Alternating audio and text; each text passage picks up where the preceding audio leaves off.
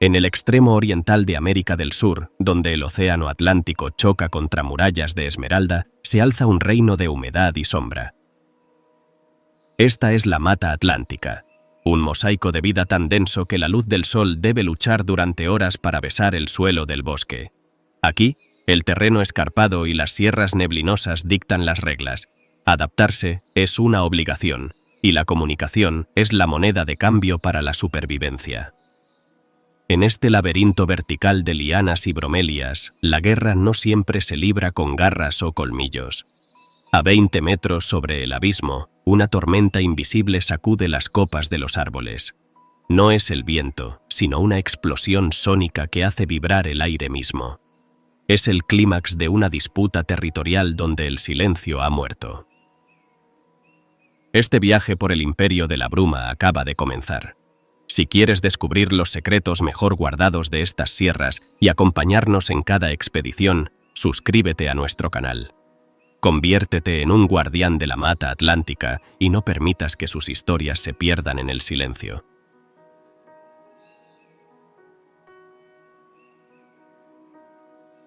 El aire se espesa con una tensión eléctrica. De un lado, una rama de madera noble se comba bajo el peso de un patriarca experimentado. Del otro, un desafiante cuya ambición resuena en cada fibra de su ser. El estruendo es tan potente que los pájaros han huido y los insectos han enmudecido. Es una guerra de desgaste, un bombardeo acústico donde los pulmones son las armas y el territorio es el premio. Winston, con el pecho inflado como un fuelle antiguo, lanza una última salva de rugidos que parece desgarrar el dosel. A pocos metros, Jack retrocede, sus ojos reflejan la derrota de quien ha perdido la voz, y con ella, el sustento de su estirpe. Para entender esta colisión, debemos retroceder a las primeras luces del alba en la ladera sur de la sierra. Jack es un macho alfa en la plenitud de su vida, líder de una tropa de 9 individuos. Su pelaje rojizo brilla con el rocío mientras guía a su familia hacia un tesoro biológico, un enorme higuero cargado de frutos maduros. En la Mata Atlántica, los árboles frutales son islas de abundancia en un mar de hojas fibrosas y difíciles de digerir. Para Jack, este árbol no es solo comida, es la garantía de que las hembras de su grupo tendrán leche para sus crías y energía para desplazarse por el terreno accidentado. Durante 3 días, Jack ha marcado este perímetro con señales olfativas, pero sabe que en este ecosistema fragmentado, el olor no es suficiente. Su anatomía está diseñada para la defensa. Posee un hueso hioides hipertrofiado en la garganta, una cámara de resonancia natural que actúa como un amplificador orgánico. Jack es un estratega que prefiere la seguridad de las alturas, sabiendo que una caída desde el dosel sería una sentencia de muerte definitiva. Mientras tanto, desde el Valle Norte, una sombra se desplaza con deliberación. Winston es un veterano de 1000 batallas vocales. Su grupo es más pequeño, apenas 6 integrantes, pero están hambrientos. Han pasado las últimas 12 horas alimentándose de hojas de cecropia, una dieta pobre que los ha dejado exhaustos. Winston sabe que necesitan el azúcar y las proteínas del higuero de la cresta para sobrevivir a la próxima temporada de lluvias. A diferencia de otros primates, Winston no busca el contacto físico. El riesgo de una fractura o una infección en este entorno tan húmedo es demasiado alto. Su técnica es psicológica. Se mueve con sigilo, posicionando a sus seguidores en puntos estratégicos donde el eco de la montaña amplificará sus gritos. Winston ha aprendido a leer las corrientes de aire. Sabe que si ruge desde el sotavento, su voz parecerá la de un gigante de 200 kilogramos. El encuentro es inevitable.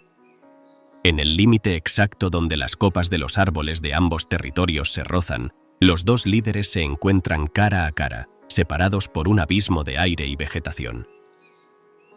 No hay persecuciones, solo una quietud gélida que precede a la tempestad. Jack comienza con un gruñido rítmico, un aviso de baja frecuencia que hace vibrar las hojas cercanas. Pero Winston responde de inmediato. La batalla estalla. Ambos machos se anclan firmemente a las ramas con sus colas prensiles, sus quintas manos, y comienzan el bombardeo. Es un duelo de resistencia física pura. El sonido, un aullido gutural y profundo que puede escucharse a 2 kilómetros de distancia, llena el bosque. Los minutos se convierten en 1 hora. El esfuerzo es titánico. El ritmo cardíaco de los contendientes se dispara y sus cuerdas vocales se inflaman. Jack intenta mantener el volumen, pero la falta de descanso empieza a pasarle factura.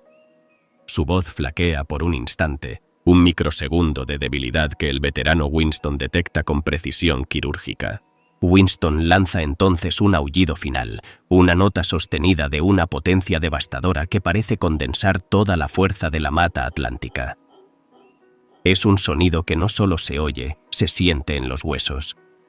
Ante la magnitud de esta demostración de vigor, Jack comprende que el coste de continuar es prohibitivo. Con un gesto de sumisión, ordena a su tropa retirarse hacia las profundidades del valle. Winston, exhausto pero victorioso, observa en silencio cómo sus rivales se desvanecen entre la bruma. Ha ganado el derecho a los frutos del higuero sin haber derramado una sola gota de sangre. La paz regresa al dosel, pero es una paz vigilante. En este imperio de sonidos y sombras, la victoria de hoy es solo un respiro antes de que otro habitante, oculto en el follaje, decida reclamar su lugar en la jerarquía del bosque. Mientras el eco de los últimos aullidos de Winston se disuelve en la bruma de las sierras, una quietud tensa se asienta sobre las copas de los árboles. Pero en la mata atlántica, el silencio nunca es sinónimo de seguridad. A menudo, es el preludio de una emboscada que viene desde el azul infinito del cielo. En este estrato superior, donde las ramas se adelgazan y el dosel se abre, las reglas del juego cambian drásticamente. Aquí, el conflicto no se resuelve con volumen, sino con una vigilancia paranoica y una agilidad mental que roza lo humano. Esta es la frontera de una guerra aérea que ha durado milenios, un duelo de ingenio y garras entre el primate más astuto del bosque y los señores del aire. En un sector del bosque donde las orquídeas cuelgan como lámparas naturales, una tropa de 22 monos capuchinos se desplaza con una energía caótica. A diferencia del ritmo pausado de los aulladores, los capuchinos son el motor del bosque, nerviosos, inteligentes y perpetuamente hambrientos. Pero mientras buscan insectos bajo la corteza o frutos ocultos, sus ojos oscuros escanean el cielo cada pocos segundos. Saben que son observados. Para un mono capuchino, el bosque es un tablero de ajedrez en 3 dimensiones. Poseen un cerebro proporcionalmente grande que les permite no solo usar herramientas, sino desarrollar un lenguaje de supervivencia complejo. En el centro de esta tropa está un macho alfa experimentado, cuyas cicatrices en las orejas cuentan historias de encuentros cercanos con la muerte. Su relación con el mundo alado es una de profunda hipocresía biológica. Por un lado, el capuchino es un saqueador implacable. Si encuentra el nido de un ave pequeña, no dudará en devorar los huevos o los polluelos con una eficiencia escalofriante, ignorando los ataques desesperados de los padres. Sin embargo, esta audacia desaparece en el momento en que una sombra de gran envergadura cruza el sol. El cazador se convierte instantáneamente en la presa. Desde una percha invisible en la cima de un árbol emergente, a más de 40 metros de altura, un águila crestada observa. Sus ojos, 8 veces más potentes que los de un humano, están fijos en un joven capuchino que se ha alejado demasiado del centro del grupo. La rapaz no es solo un ave, es una máquina de precisión diseñada para maniobrar en el espacio cerrado del bosque. Sus alas cortas y anchas le permiten girar entre los troncos a velocidades asombrosas y sus garras pueden ejercer una presión de cientos de kilogramos, capaces de quebrar el cráneo de un primate en un instante. El águila espera el momento de máxima distracción. Sabe que los capuchinos tienen una memoria social compartida. Han visto a sus parientes ser arrebatados del dosel en un abrir y cerrar de ojos, dejando solo un rastro de pelaje y un grito truncado. El drama estalla cuando el águila se lanza en un picado silencioso, plegando sus plumas para reducir la resistencia al aire. Parece un proyectil de plomo y oro atravesando las capas de vegetación, pero el sistema de defensa de los capuchinos es una red neuronal colectiva. Un centinela situado en la periferia detecta el movimiento. No emite un grito genérico de miedo. Utiliza una vocalización específica, un ladrido agudo y seco que significa exclusivamente amenaza aérea. El efecto es instantáneo y coreografiado. En menos de 2 segundos, la tropa entera se deja caer, literalmente, hacia las profundidades del sotobosque. Se lanzan al vacío confiando en su coordinación, refugiándose en el corazón de las bromelias espinosas y el follaje más denso, donde las grandes alas del águila no pueden entrar sin fracturarse. El águila crestada pasa como una exhalación, sus garras rozando apenas el aire donde hace un instante estaba el joven mono. Frustrada, la rapaz remonta el vuelo, describiendo un círculo sobre el mar de hojas. Abajo, en la penumbra protegida, los capuchinos permanecen inmóviles, como estatuas de terracota, manteniendo el silencio absoluto hasta que el peligro se desvanezca en el horizonte. Esta victoria de la inteligencia sobre la fuerza bruta mantiene el equilibrio en la mata atlántica. Sin embargo, mientras los monos se ocultan de los ojos del cielo, en el suelo del bosque, donde la luz apenas llega y las raíces se retuercen como serpientes, acecha un peligro diferente. Un depredador que no necesita volar ni gritar, pues su maestría reside en ser invisible hasta que es demasiado tarde para huir. En un mundo donde el peligro acecha desde el cielo, la información es la mejor defensa. Haz como el centinela de los capuchinos. Activa la campanita de notificaciones para recibir nuestra señal de alarma cada vez que un nuevo episodio aparezca en el horizonte. Que ninguna maravilla te tome por sorpresa. La calma regresa lentamente a los estratos medios de la selva. En este mundo de contrastes, donde el verde profundo lo domina todo, surge un destello que parece haber robado la esencia misma del sol. Es una visión casi mítica entre el follaje, el tití león dorado. Si los capuchinos son los estrategas ruidosos de la mata atlántica, estos pequeños primates son sus joyas vivientes, un símbolo de resistencia que brilla con la intensidad del fuego en un entorno de sombras.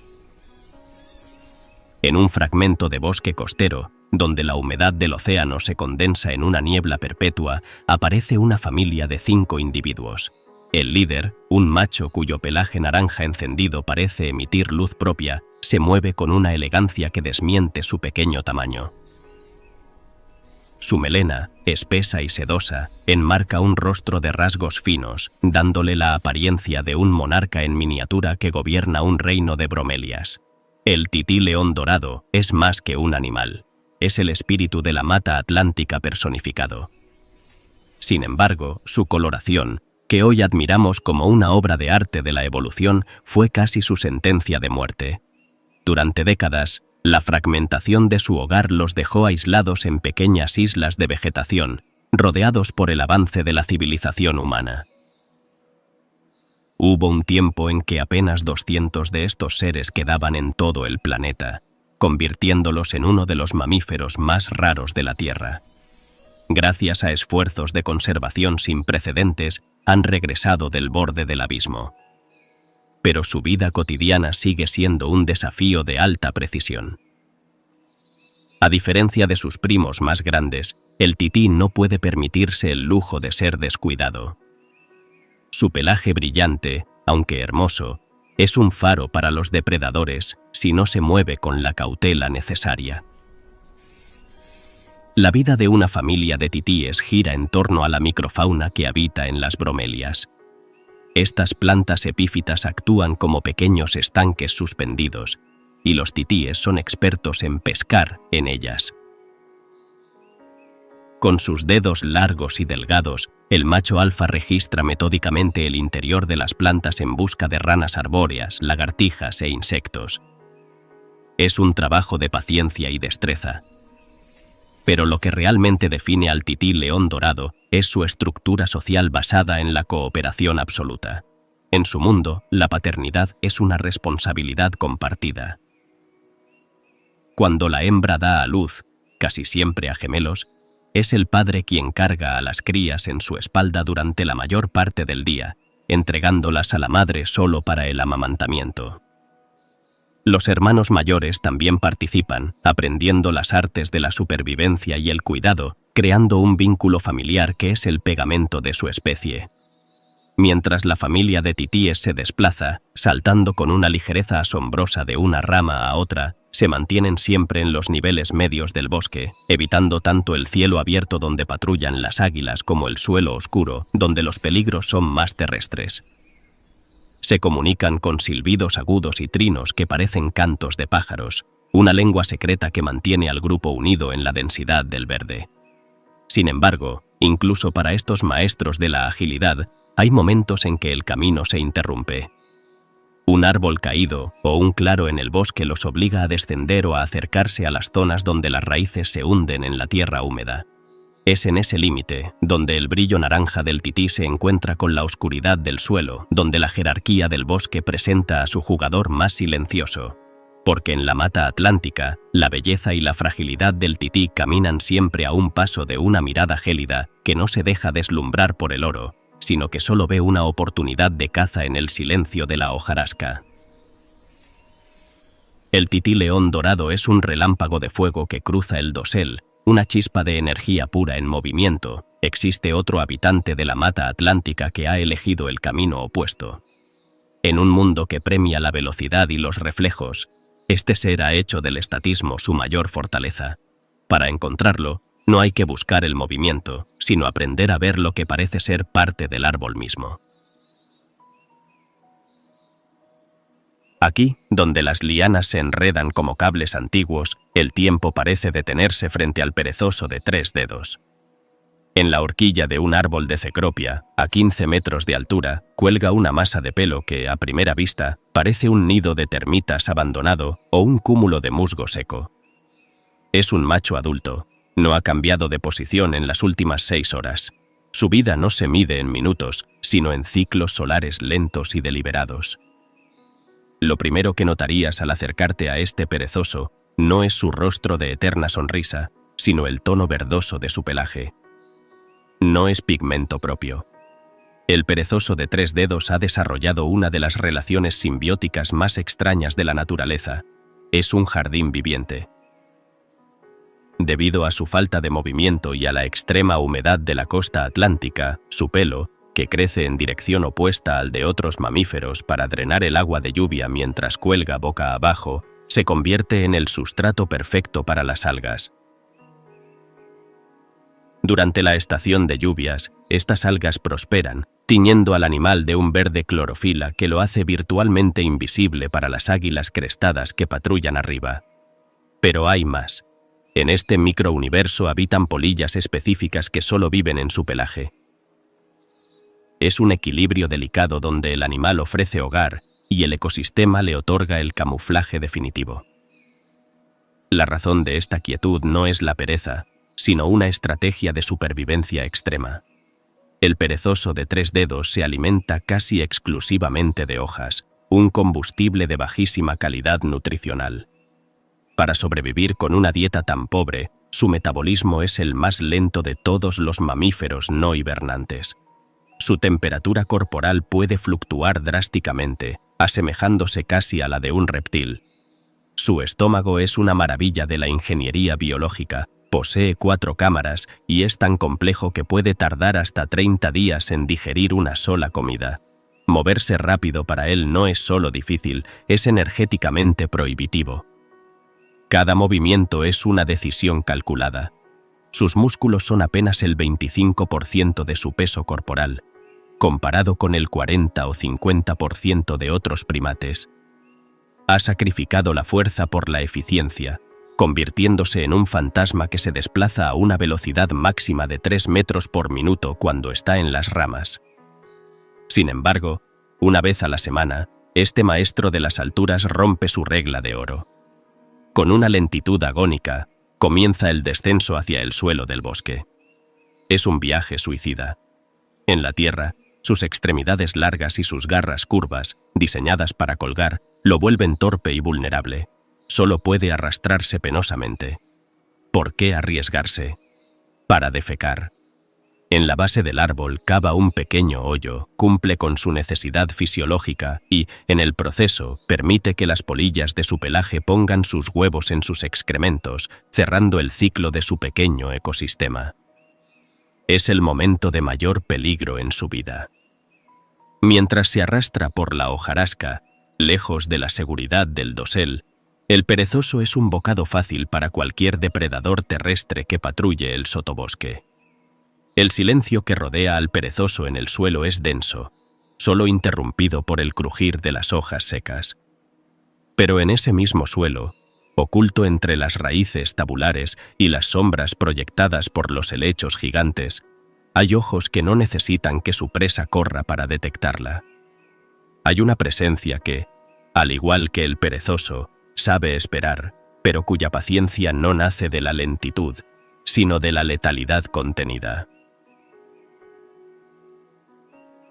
El perezoso de 3 dedos inicia su agónico y lento ascenso de regreso a la seguridad del dosel, dejando atrás el peligroso suelo del bosque. El agua que se filtra por las raíces de la sierra comienza a agruparse en arroyos que fluyen hacia el este. Estos cauces se ensanchan, abandonando la sombra perpetua de la selva cerrada para encontrarse con el abrazo salado del océano. Aquí, donde la mata atlántica se rinde ante el mar, nace un mundo de lodo y mareas, el manglar. En este paisaje de raíces retorcidas que parecen zancos sumergidos, el verde monótono de la vegetación halófila se ve repentinamente interrumpido por una explosión cromática que desafía toda lógica. Es un incendio alado que se desplaza sobre el espejo del agua. El ibis escarlata. Si el tití león dorado es el destello de oro de la montaña, el ibis es el rubí de las costas. Al amanecer, cuando la bruma aún se aferra a las copas de los mangles, una bandada de 30 o 40 individuos despega al unísono, transformando el cielo gris en un lienzo salpicado de carmesí. Su color es tan puro y saturado que parece irreal, una señal visual que puede verse a kilómetros de distancia sobre el azul del Atlántico. La belleza del ibis escarlata no es un regalo gratuito de la genética. Es un trofeo obtenido a través de su dieta. Al igual que los flamencos, estos ibises nacen con un plumaje grisáceo y apagado. Su transformación en seres de fuego comienza con su primer festín en los bancos de lodo. Con su pico largo, delgado y elegantemente curvado hacia abajo, el ibis sondea el sedimento blando con una sensibilidad táctil asombrosa. Busca incansablemente pequeños crustáceos, especialmente cangrejos violinistas y camarones que habitan en las raíces de los mangles. Estos animales son ricos en carotenoides, pigmentos orgánicos que el sistema digestivo del ibis procesa y deposita directamente en sus plumas. Cada bocado de lodo es una pincelada de rojo. Un ibis que no se alimenta bien pierde su brillo, volviéndose rosa pálido o incluso blanco, una señal inmediata de debilidad para sus congéneres. La existencia del ibis escarlata está dictada por el reloj de la luna. Cuando la marea baja y deja al descubierto los vastos playones de fango, las colonias descienden para alimentarse en una danza de pasos delicados. Son aves sociales que dependen del grupo para la seguridad. Cientos de ojos vigilan el cielo en busca de rapaces mientras los picos trabajan sin descanso. A pesar de su apariencia frágil y ornamental, son navegantes expertos de los vientos costeros. Sus alas largas y poderosas les permiten realizar migraciones locales entre diferentes estuarios de Argentina, Brasil y Paraguay, buscando siempre los manglares más productivos. Al caer la tarde, regresan a sus dormitorios comunales en los árboles más altos del manglar, donde se agrupan por decenas, convirtiendo los árboles verdes en lo que parecen gigantescos arbustos de flores rojas. Sin embargo, el manglar es un entorno de fronteras difusas. Donde termina el lodo y comienza el canal profundo, la elegancia del ibis se encuentra con un mundo de reflejos engañosos. Mientras estas aves de fuego buscan su sustento en la superficie, bajo la línea de flotación, el agua esconde secretos mucho más antiguos y oscuros. En los canales que serpentean entre las raíces de los mangles, la vida no siempre se anuncia con colores vibrantes. A veces, la mayor amenaza es aquella que no tiene color, que se funde con el agua turbia y espera, con una paciencia que rivaliza con la del perezoso, a que algo se acerque lo suficiente a la orilla. Cada rincón de este ecosistema lucha por sobrevivir, y tú puedes apoyarlo con un simple gesto. Si este recorrido por las joyas del dosel y el fuego de los manglares te ha fascinado, deja tu me gusta. Tu apoyo es el combustible que nos permite seguir documentando la vida en este Edén indomable. Bajo el dosel de la mata atlántica, el tiempo fluye entre el oro de los titíes y el carmesí de los ibises. Un imperio de bruma y biodiversidad, donde cada latido, desde el suelo al cielo, teje una historia eterna de supervivencia.